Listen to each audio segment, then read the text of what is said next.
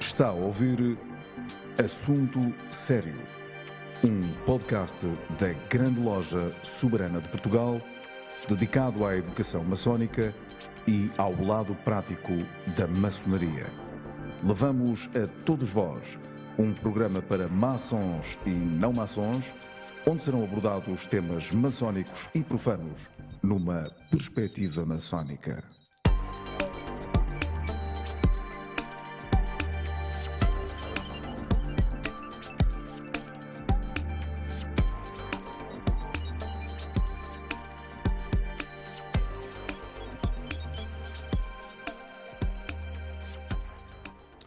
Assunto Sério é um podcast maçónico da Grande Loja Soberana de Portugal, que vai em mais um ano de exibição. Eu digo exibição porque tem a ver com cenário, tem a ver com alguma coisa viva, felizmente viva, que é estarmos aqui no estúdio a falar com as pessoas de quem gostamos. Hoje, o podcast de hoje é feito com o Júlio José. O Júlio José é meu amigo quase desde que nasceu, e na rádio, na televisão, nos livros, no teatro até, chama-se Júlio Isidro. E ainda bem que é, porque assim é que ele é conhecido. Seja bem-vindo, Júlio. Seja bem-vindo. Muito obrigado. Quero dizer-vos que o Júlio Isidro recebeu já aqui a Ordem de Bandarra, que nós entregamos a profanos que se têm distinguido na vida pública portuguesa, e fizeram isso com muito gosto. E hoje convidámo-lo para vir aqui a este podcast, porque este podcast é feito, como sabem, com as pessoas que nós entendemos que devem vir, e tanto se me dá a mim pessoalmente que sejam maçons como não maçons, o que é preciso é que seja gente boa, gente de bem. É o caso do Júlio Isidro. Começou a trabalhar com 15 anos de idade na RTP. Há coisas curiosas. Eu lembro-me, eu sou mais velho que tu. Sim. E já era naquela altura e continua a ser. Acho que sim. Sim. É porque há uma altura na vida em que as idades se aproximam, mas eu continuo mais velho. E lembro-me de ver a tua estreia na televisão. Este miúdo, olha, e tinhas 15 anos, exatamente, quando ali estavas a apresentar o programa juvenil com a Lídia Franco. Com a Lídia Franco e com o Lobo Antunes. Com o Lobo Antunes. Exatamente. E posteriormente com mais alguns colegas conhecidos. Olha, a Maria João Avilés também participou, a Maria João Metelo também, o Luís Laureano Santos, que é um grande advogado, o António Talaia, que foi comandante da Lufthansa e que é um amigo meu, que me fala de vez em quando, mas digamos, o núcleo fundador e que esteve mais tempo foi eu, e a Maria Cabral, e a atriz Maria Cabral. Eu e a atriz Maria Cabral e o João Lobo Antunes. É escusado dizer-lhes os programas que o Júlio tem feito, porque sabem de cor. Programas de rádio, programas de televisão. Ele começou a trabalhar no Rádio Português em 1968, salvo erro, foi exatamente nessa altura. E depois daí para a frente, e sem ordem cronológica, eu estou a lembrar-me do Fungagá da Bexarada, toda a gente se lembra, do Artimanhas, do Jardim Jaleco, da Grafenola Ideal, do Passeio dos Alegres, da Febre de Sábado de Manhã, do Arroz Doce, do Sons do Sol, do Jardim das Estrelas, do Inesquecível, e agora também do Trás para a Frente, que eu vejo, exatamente, e do Inesquecível, onde fizeste o favor já de me levar para saberes da minha vida. És um ser humano com uma vida cheia, com uma vida cheia de amor. Sim. Por aquilo que fazes e também pelas pessoas de quem gostas. Sobretudo. Exatamente. Fizeste recentemente, ou tiveste recentemente, uma experiência de teatro. Foi. Conta-me lá.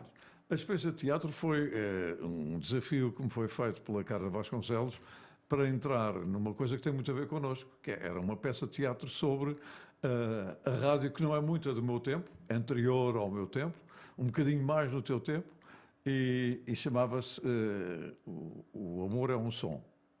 E realmente depois é uma frase tirada de um texto do Júlio Diniz, porque o amor é um som que reclama eco. E realmente acho que é uma frase poética muito bonita. E era o nome da peça. E eu era o contador da história da rádio, não é? Da rádio dos anos 50, da rádio feita ao momento, da rádio da publicidade cantada, da rádio dos anúncios escritos por José de Oliveira Cosme, que era um homem realmente genial. Fez também o Menino Tonecas, o autor do Menino Tonecas.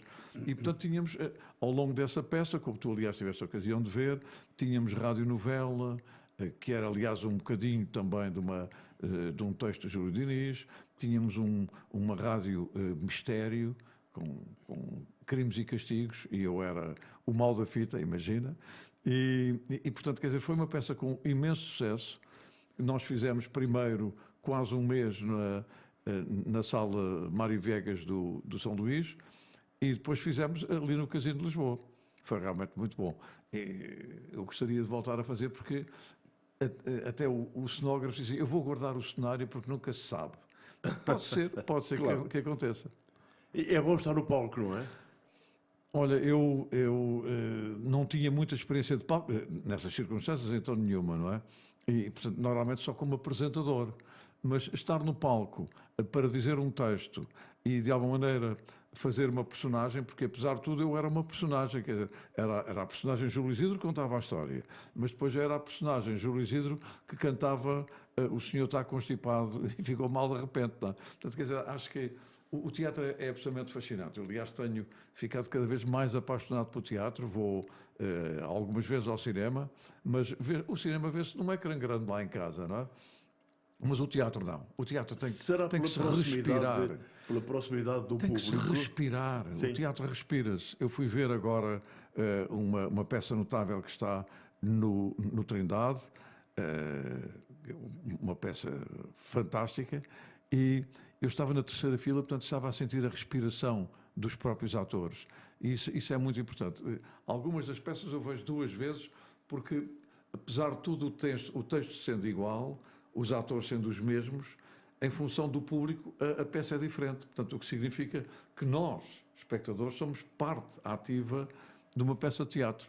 Em termos de cinema, estamos a ver, não é? A ver, e eu gosto muito de cinema. Estamos a falar em formas de comunicação, rádio, a televisão, os livros que escreves, sobretudo para jovens, não é? Sim. Literatura juvenil, o teatro, e de facto aquilo que me parece é que cada vez há mais necessidade de perceber como se deve comunicar. Porque eu acho que atualmente eu reivindico, ou reivindicamos, nós os mais antigos, alguma coisa que tem a ver com a seriedade de comunicar e a importância de comunicar. É verdade. Mas agora está um pouco esquecido isso. Eu queria saber a tua opinião. A minha opinião, e sou sempre um homem moderado nestas coisas, mas a minha cabeça não é tanto quanto isso, portanto eu tenho aqui um filtro entre a cabeça e a voz, porque há aquelas pessoas, não, ele é muito sincero, diz tudo o que lhe vem à cabeça. Eu acho que nós não podemos dizer tudo o que nos vem à cabeça, portanto eu controlo-me muito. Mas o que eu posso dizer é que acho que o que está a acontecer hoje em dia, em termos de comunicação social, é a falta de livros que a maior parte daqueles que comunicam leram em pequeninos. Eu resumo isto assim, porque, quer dizer, não há hipótese de se falar bem sem se ter lido bem e muito. E estar atento ao mundo que está à nossa volta. E, particularmente, ter memória. Porque há muita gente que pensa, pela circunstância de estar a fazer agora, e porque têm 25 anos, ou até menos, o que conta é apenas o presente. Não, nós não podemos viver apenas do presente. Podemos viver com o presente, mas temos a obrigação de ter uma visão histórica, de memória, do mundo onde não vivemos, mas viveram os nossos pais e os nossos avós. Claro. Isso serve sempre de ensinamento. Até na altura em que estamos a fazer esta conversa, é muito importante que as pessoas tenham memória, porque se não tiverem memória podem cometer erros muito, mas muito perigosos, diria. E alguns irreversíveis. Alguns irreversíveis. Aliás, eu penso que a ostentação da ignorância incomoda-me mais do que a própria ignorância. Quer dizer, não, isso é coisa de velhos. Isso não é para mim. Não, o que me interessa é o que acontece hoje. E até muitas vezes perde-se a perspectiva do amanhã, porque quem só pensa no que acontece hoje até nem sequer tem uma perspectiva, que é importante, para o dia da amanhã. E eu penso muito no dia da manhã, não tanto pela minha provecta idade, tu és mais novo, mas porque tenho descendência. E é em relação à minha descendência que eu tenho as minhas insónias. É a minha descendência que me provoca insónias. Claro. E realmente quando vejo e ouço gente que diz Lusíadas, e eu ia caindo para o lado, quando diz que o George Harrison, baterista dos Beatles, fez anos, quer dizer, já agora saibam que o George Harrison tocava guitarra, quer dizer, o Ringo é que era o baterista. Há assim umas coisinhas que dá jeito de saber, não é? Mas o que mais me incomoda é que quando as pessoas têm uma postura de, como eu digo, de arrogância. Isso não tem nada. Isso já é uma coisa que passou. Não é bem assim. E não é bem assim porque eu sou, digamos, neste momento, o último fogacho, sou mesmo a última abençarragem dos anos 40, daqueles que nasceram nos anos 40, a fazer televisão. Não há mais ninguém. E, pelas várias razões, uns já cá não estão, outros porque abandonaram, e eu porque fiquei, porque sou teimoso. É só isso. Mas o facto é que eu, há bem pouco tempo, gravei um TikTok, que era uma coisa que as minhas filhas viam, TikToks. Mas a nós convidou-me para fazer um TikTok. E eu cheguei lá e apercebi-me que era, pelo menos, pai de todos eles. Provavelmente avô de alguns. A equipa era novíssima, os criativos novíssimos, e aqueles com quem eu contracenava, duas raparigas e um rapaz, que esses são, sim, especialistas de TikToks e Instagrams e essas coisas todas, eram também muito novos, muito novos. E eu apareci ali na posição do senhor Facebook, porque o Facebook já é para velhos. A maior parte da malta nova é para... Porquê? Porque no Instagram escreve-se pouquinho. Ora, como eu gosto de escrever muito, e tu também escreves e muito bem, eu fui considerado o senhor Facebook. Enfim, a nós que me convidou, deve ter tido lá uma ideia qualquer. A ideia foi só que, até há 3 dias, o TikTok que eu gravei tinha 9.200.000 visualizações. 9 milhões. E eles telefonaram e disseram assim, olha, nós apostámos bem, porque ultrapassou as nossas expectativas. O que significa que ser velho também deu jeito. Contracenei com os mais novos, senti-me muito bem, mas a minha cota parte, segundo a perspectiva deles, foi realmente o grande efeito. Fantástico. Portanto, vale a pena também ter alguns cabelos brancos e alguma experiência. Gostei particularmente de ouvir essa parte final. Gostei muito. Dos cabelos brancos e da experiência e da credibilidade. Aliás, é isso que é a coisa mais importante. Claro. Aquilo que eu quero levar até ao final dos meus dias é credibilidade nos meus atos. Isso é que é importante. Credibilidade. Porque aqui há uns anos houve provas para apresentadores da televisão que concorreram para aí 5.000. E eu fui convidado obrigatoriamente quase para ser membro do júri. E a primeira conversa que tínhamos com a maior parte deles, porque é que está aqui? E eu devo garantir que pelo menos 50% dizia assim, eu quero estar aqui porque eu quero ser famoso. Pois, claro. Claro. Eu acho que um profissional, a última coisa que deve querer ser na vida é famoso. É transformar a causa em consequência. Claro. Não, eu nunca quis ser famoso, nem sei se sou, nem me preocupo. A responsabilidade do que se diz num meio de comunicação é algo que nos preocupa, eu sei, mas não preocupa a maioria. Eu penso que não, e mais do que isso, também não seria capaz de estar com o dedo acusador em relação à nova geração. Porque isso tem muito mais a ver com a organização, se calhar entre aspas, da nossa sociedade.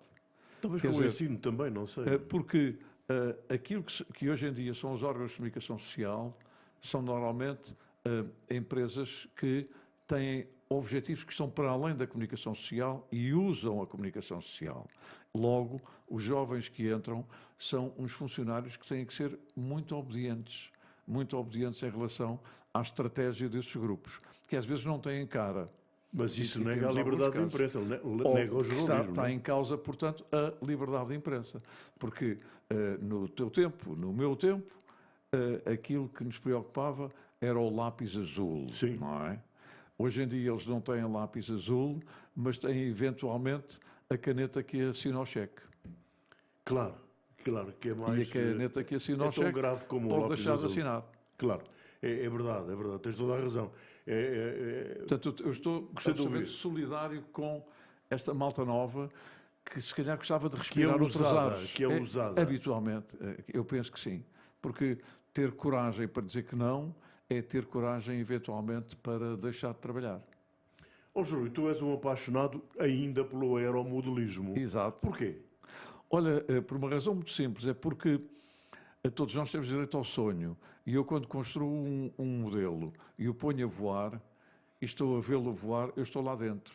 Portanto, eu gosto de sonhar com aquilo. Porquê? Porque eu sou daltónico. E se não tivesse sido daltónico, provavelmente poderia ter sido piloto aviador. Simplesmente, eu fiz testes ainda no tempo da ginástica, em que fazia educação física, no Instituto Nacional de Educação Física, no INEF, que agora já não se chama INEF. Não? Motricidade humana. Exatamente, é o Instituto de Motricidade Humana, e fiquei a perceber que confundia as cores, o que era absolutamente incompatível com ser piloto. Claro. E, portanto, tirei daí o sentido, estava a fazer umas brincadeiras na televisão, já com 15 anos, mas era apenas, digamos, uma passagem da minha vida. E, de repente, sem eu ter dado por isso, a passagem passou a ser a minha vida. E a minha vida, neste momento, tem 64 anos de televisão. Quer dizer, que é uma coisa enorme. Neste caso, única. Eu creio caso, que até ao única. nível da Europa. Sim. Eu creio que até ao nível da Europa. Aqui há tempos morreu um chamado Parkinson, britânico. Chamava-se Parkinson, mas não morreu de Claro, Parkinson. claro. E realmente tinha mais anos, penso eu, de trabalho que eu, mas era muito mais velho. Pois. Portanto, eu penso que neste momento devo ser o apresentador, apresentador eu acho que é uma indefinição da minha vida. Eu sou profissional de comunicação social, eu não sou apresentador, também sou apresentador. Eu serei apresentador quando estou a escrever um texto, não é? Ou quando estou a escrever um livro. Serei apresentador quando estou, como estive hoje, toda a manhã até agora, a editar peças de arquivo para os meus programas. Serei apresentador quando estou a realizar mesmo. Portanto, quer dizer, mas digamos, enquanto profissional de comunicação, eu creio que sou o mais antigo da Europa. Nos Estados Unidos nunca se sabe, porque há sempre assim uns recordes extraordinários. Não é? Fantástico. Ainda voltando ao aeromodelismo, é um ato de libertação? É um ato absoluto de libertação. De duas maneiras. Eu liberto-me de Xanax e Lexotans e não sei o quê, porque vivo em stress, não nego isso. E quando entro na minha oficina e sou obrigado a pensar em tudo, menos no meu colega António Sala, que ontem faltou ao programa porque estava com uma gripe tremenda e portanto, entrei em stress. Quem é que o vai substituir? E ninguém substituiu, é evidente. Ou uma outra questão qualquer relacionada com a minha atividade. Entro, pego nos meus materiais, olho para o plano, começo a pensar como é que vou fazer, como é que vou solucionar o treino de aterragem, como é que vou pôr a incidência da asa para ele voar melhor, não sei o quê, como é que ele vai ficar mais resistente se tiver um acidente. E mais do que isso, e é também libertador, porque quando eu tenho um acidente, nunca deitei fora um avião que estivesse partido. Eu acho que é sempre tudo reversível, aí é que é mesmo. Pode-se sempre voltar a fazer. Eu vejo aquilo, espalhou-se, está em pedacinhos ou não, eu começo logo a pensar o que é que se vai aproveitar disto para eu voltar a fazer. E normalmente reconstruo. A minha vida também tem sido uma forma de reconstrução. Claro. Todos nós tivemos momentos bons, altos, outros mais em baixo, debaixo da onda, assim como quem surfa, não é? E sempre que eu estive debaixo da onda, assim, não. Eu tenho que reconstruir isto, tal qual como faço na minha oficina. Portanto, é um ato libertador. Ainda vais muito à Inglaterra? Vou. A temporada está quase a começar, porque é evidente, eles têm um tempo muito pior do que nós. Têm uma coisa muito boa que é provas indoor, feitas em grandes pavilhões, mas nós não temos pavilhões com a altura que eles têm. Mas mesmo assim, de vez em quando vou a uma prova indoor. Mas agora, a partir da Páscoa, mesmo já com a temperatura que os ingleses gostam, 7, 8 graus, já é uma coisa muito jeitosa, eu irei voar com os meus modelos, particularmente porque nesta altura vou muito num aeródromo da Primeira Guerra Mundial, que está recuperado também. E gosto muito de ir porque a torre ainda é em madeira e traz-me todas as memórias do primeiro grande conflito que me obrigou a pensar no que é que o homem é capaz de fazer, ou de desfazer, se quiseres. E daí depois a Segunda Guerra Mundial. E eu, por tal sinal, nessa altura ando a construir muitos aviões da Segunda Guerra Mundial, de todas as origens. Pode ser o Zero japonês, pode ser o Mustang americano, tenho construído todos, porque vou fazer uma exposição. Então tens um espaço em tua casa só para isso? Tenho, com a complacência da minha mulher. Porque trabalhas muito lá? A garagem era para 4 carros, só cabem 2, porque o resto é uma aerogar. Acho muito bem. És um homem livre? Acho que sou, mas eu penso que a liberdade, do meu ponto de vista, é um bem quase atingível. Nunca é atingível em valor absoluto. Se eu te disser que nos meus silêncios sou completamente livre, sim. Se eu te disser que no meu convívio com o mundo não sou completamente livre, sim, não sou. Estás em liberdade condicional. É como toda a gente. Claro. Porque se nós não condicionarmos isso, passamos a ser, de alguma maneira, até desestabilizadores da liberdade dos outros. E é aquela coisa, eu gosto, já te disse ainda há bocadinho, eu gosto muito daquele fulano, é muito sincero, diz tudo o que lhe vem à boca. Muitas vezes há algumas coisas bastante desagradáveis. Só a circunstância de ser sincero não implica, do meu ponto de vista, que seja desagradável. Portanto, quer dizer, a fronteira do ferir ou não ferir o outro é uma coisa que eu tenho sempre presente. Hoje em dia fala-se muito na política, chamada linha vermelha, não sei o quê. Não sei se é uma linha vermelha, se é um muro, se é o quê. Eu tenho um muro que me impede de ser desagradável para os outros. Mesmo quando tenho vontade de. Mesmo como dizia o Oscar Wilde, até aos 30 anos, já qualquer homem matou pelo menos 3 em pensamento. Quer dizer, eu mato aquelas coisas da violência. Às vezes temos violência, temos que ser sinceros, temos violência dentro da cabeça, não o podemos praticar. Sim. É isso que eu faço, seja pecado ou não, mas é isso que eu faço. Qual é a noção que tens do pecado? Olha, a noção que eu tenho do pecado, ela pode-se decalcar em muitos aspectos dos 10 mandamentos, mas também penso que resulta apenas de princípios éticos. Para mim, o pecado tem a ver com princípios éticos, quer dizer, não me estou a imaginar a ser mau para terceiros. Às vezes até desabafo disso com a minha mulher, assim, eu nunca fui mau para ninguém. Que eu tenha tido consciência, é evidente. Às vezes, por qualquer razão, posso estar a dizer isto e alguém diz, não, fez uma coisa muito desagradável. Fiz, olha, não sabia, não é? Mas conscientemente nunca elaborei uma maldade. Não estou aqui armado em Santo Inácio de Loyola, não é isso, mas quer dizer, é aquilo que eu sou. Realmente, eu, por natureza, embora por vezes, em muitas circunstâncias, eu assisto a comportamentos de pessoas que, no âmbito muito restrito da minha casa, não com as minhas filhas, mas com a minha mulher, eu sou, às vezes, eu diria, quase que agressivo nas minhas expressões. Mas cá fora nunca, nem pensar. Guardo isso para mim. Quantos filhos tens? Tenho 3 filhas.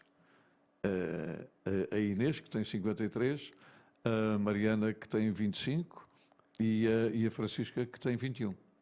Maravilha.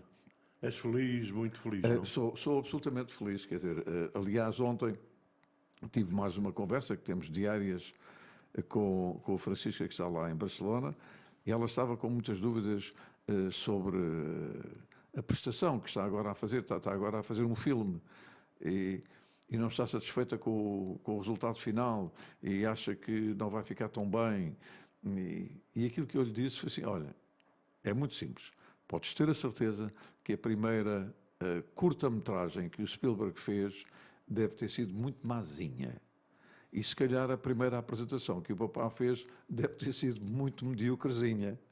Mas tudo tem que ter um progresso. Portanto, não, daqui a uns anos, que fiz agora aqui esta curta, eu penso que é uma curta. Isto está tão longe daquilo que eu era capaz de fazer. Sim, senhor. Estamos a falar no dia em que partiu o António Pedro de Vasconcelos e certamente que, aliás, basta ver os filmes dele para nos apercebermos do amadurecimento, do enriquecimento cultural, do enriquecimento profissional, da percepção técnica, tudo isso, para perceber que aquilo que nós temos que fazer é tentar melhorar, não é ficarmos contentinhos, eu sou um gênio, ai que bem que eu fui. E isso é, como falávamos ainda há bocadinho também, das novas estrelas da comunicação, é a ideia de que o mundo começou e acabou comigo. Não acabou com ele, acabou nele, que é um bocadinho diferente. Claro. E às vezes acaba com eles, como a gente sabe também. É curioso, estavas agora a falar e eu a pensar num dos teus programas, o Inesquecível, que traduz tudo isso que tu acabaste de dizer. Ou seja, as pessoas que fizeram grandes carreiras e que merecem ser recordadas porque estão vivas e porque há um documento histórico gravado que diz: este senhor, esta senhora fez isto, não é? Eu acho que isso a mim faz é muito bom que faças isso. Eu estou a fazer isto quase como uma missão. Claro. Tem alturas em que eu costumo dizer, mas está aborrecido de fazer televisão? Não. Estou muito aborrecido de sair de casa e ir para a televisão. Que é uma coisa, o trajeto é que me incomoda. E ao final do dia, depois quando venho com tudo feito, já venho todo satisfeito. Mas aquilo que eu estou a fazer é um espólio que um dia talvez haja alguém com essa sensibilidade assim: muito obrigado, Júlio Isidro, por aquilo que fez.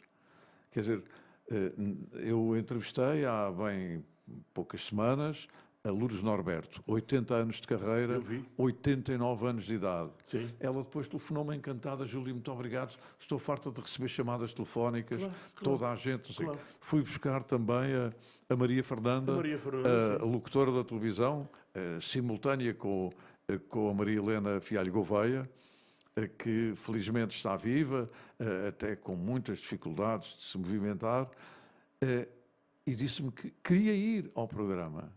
Eu estava com medo que ela dissesse não. Eu disse: mas nós vamos buscá-la a casa. E, sim, senhor, e vamos arranjá-la e pô-la bonita.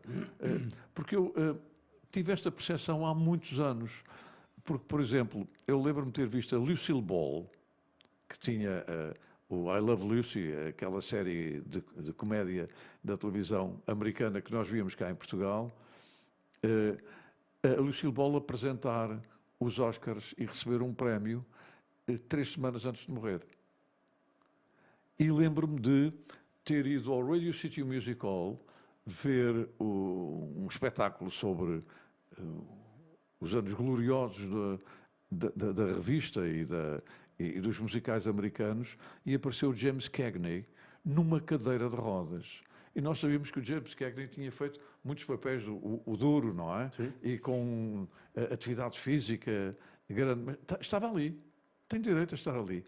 O que é importante é estar ali e ser aplaudido por aquilo que fez, porque para nós que chegámos depois, vemos assim, eu sou sempre consequência desta gente. Ele chegou onde chegou e nós agora seguramos o testemunho. A única coisa que temos de fazer é tentar merecer aquilo que ele ou ela fizeram. É isso que eu penso.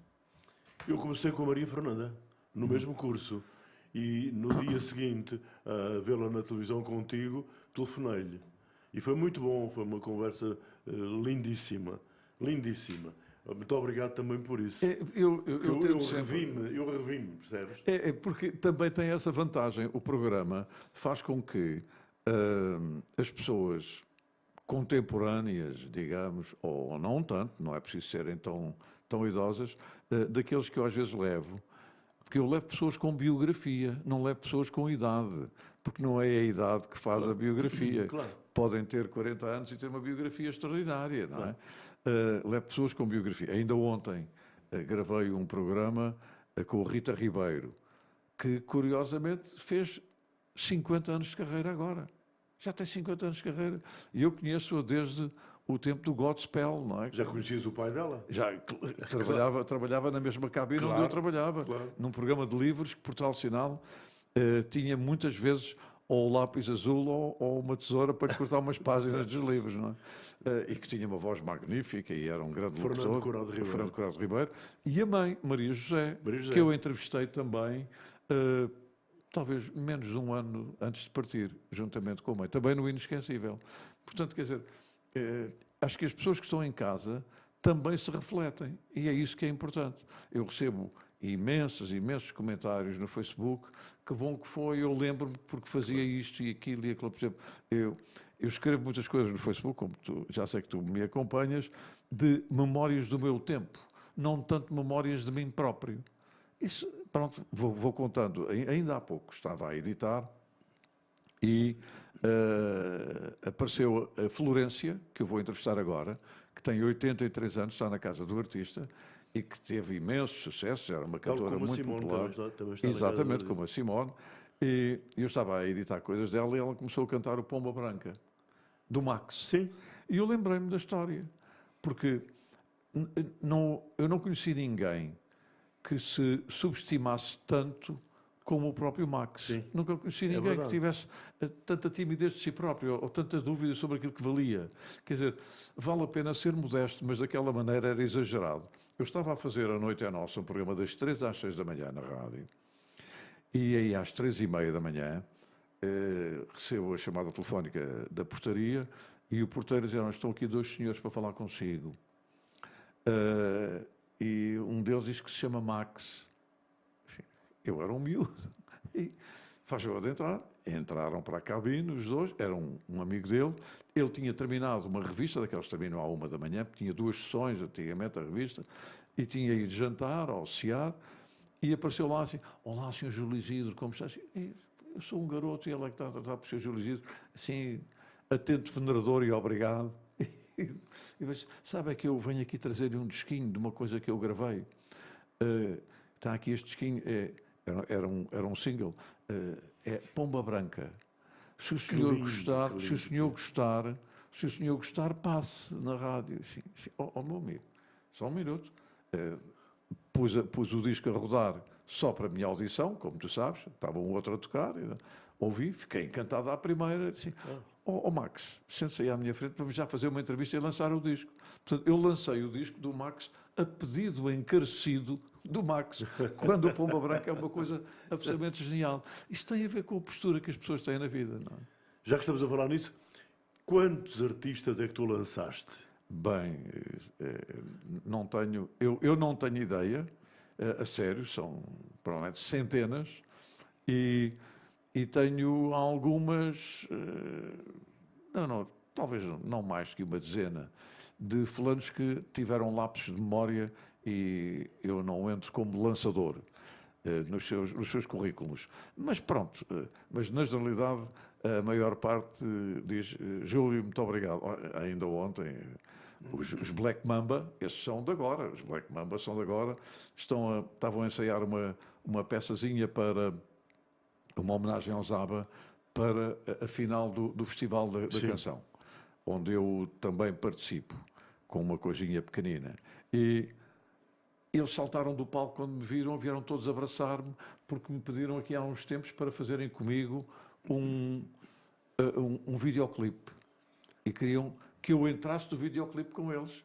E eu lá fui também, claro. Ali com os Black Mamba. Qual é o problema? Isso é que eu penso que é o que vale a pena. E aí, portanto, eu faço a ponto. E tenho sempre música de gente nova num programa da RTP Memória para aquilo que eu chamo Memória Futura. Daqui a uns anos eles viram assim.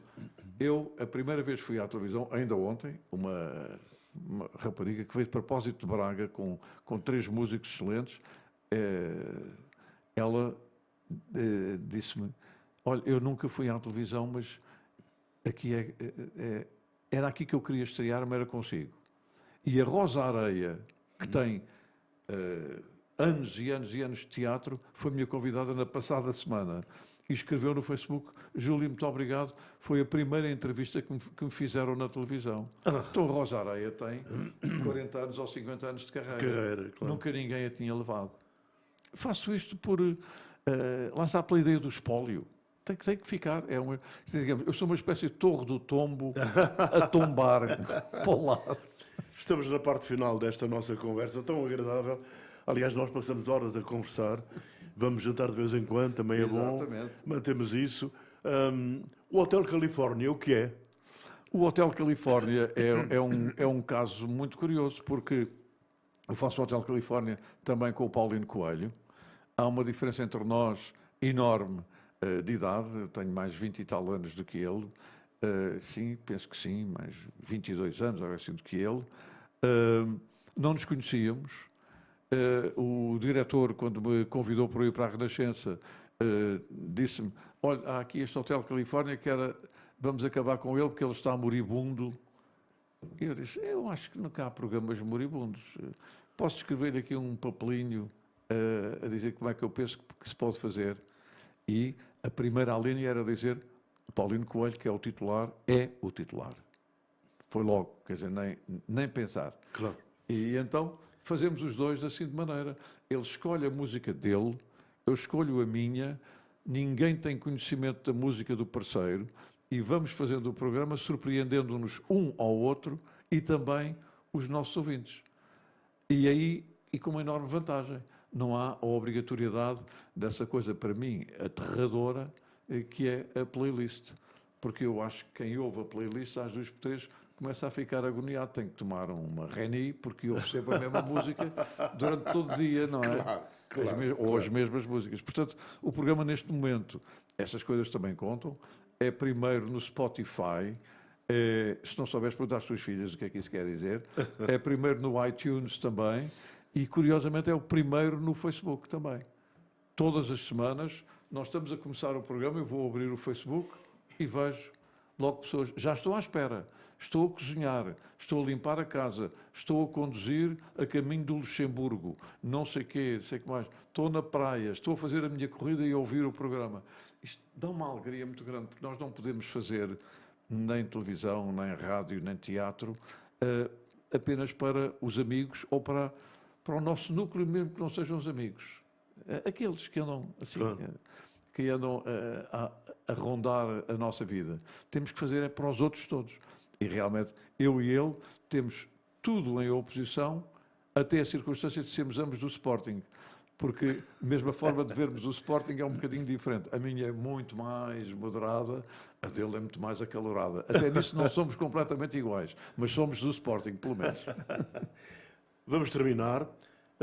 De qualquer modo, antes de me despedir de ti, que é até já, quero deixar-te aqui uma pergunta que vai servir de tema para o podcast que irás gravar a seguir. Tá. A morte preocupa-te? A morte intriga-me, sobretudo. Intriga-me. Eu ainda não consegui perceber bem o que é deixar de ser. Como eu, por enquanto, sou... olha... Diria, como o Groucho Marx disse, e com muita razão, estava na cama do hospital e a enfermeira veio ter com ele: tem que tomar os remédios todos, senão o senhor morre. E o que é que o Groucho Marx respondeu? Morrer. Isso era a última coisa que eu faria na vida. e morreu aos 90 e tal anos. Fantástico. Júlio Isidro, muito obrigado pela tua presença aqui. Foi muito bom falar contigo mais uma vez. E apenas te devo dizer que é bom ter um amigo como tu e guiar-me, ou seres o meu padrão profissional.